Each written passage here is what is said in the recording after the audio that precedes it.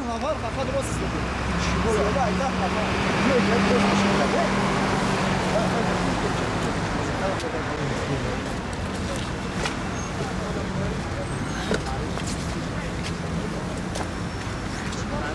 Anında ki?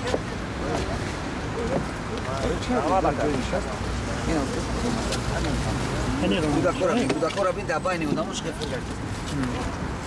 جوی نشست نیست مبلغ راننده دم نیتی تو برای چی درست میری شما با کدام سمت حرکت داره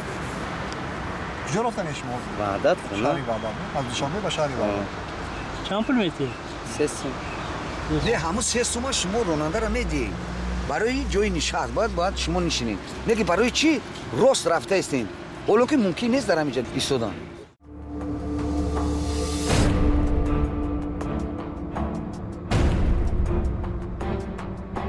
ماشین نبود برای همین خونه داده برای ساعت اینجا در ایستادم یک گازل میآید در کیچن یک ساعت یک گازل میآید دستیم هم کردم از اون خیلی مجبوریم بریم و درس بریم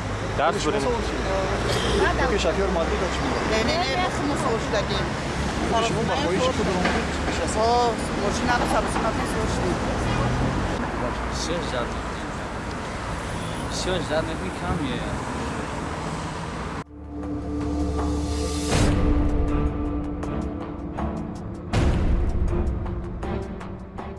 شما باید که حدود شهر دوشنبه وارد نشید چون که راه خط شما از شهر وحدت تا محله آبشارو نه دیگه برای چی وارد شهر دوشنبه میشید ما اومدیم که بسیار بگیرید ما نمیومد هر روز از همینجا ما آدم میگیری نه اینجا آدم نمیگیریم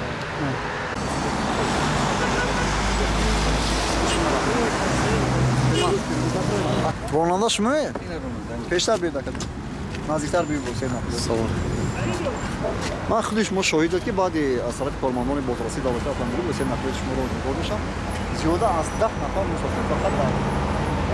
طریق راست استفاده راستو برم تو تبشی باشه شما آگاه نمیکنید همین مسافران رو وقتی که در اسکوها نگاه میکنه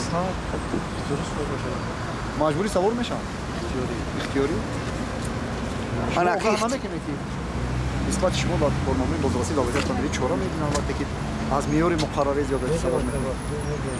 طبق طلبات قید حرکت رو و حمل و نقل و وصول نقلیات وقتی که راننده با فعالیت مسافرکشانی مشغول میشه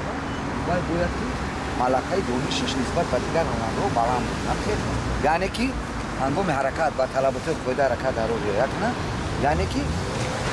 تمام نفرانی که در داخل واسطه نقلیات شما هستند باید صحت سلامت از یک نقطه به نقطه دیگر برن یکی وقتی که شما از جای نشست زیاد آدم مسافر میگیرید این بچه آورده میرسونه پس خودی شوی صدمه نقلیاتی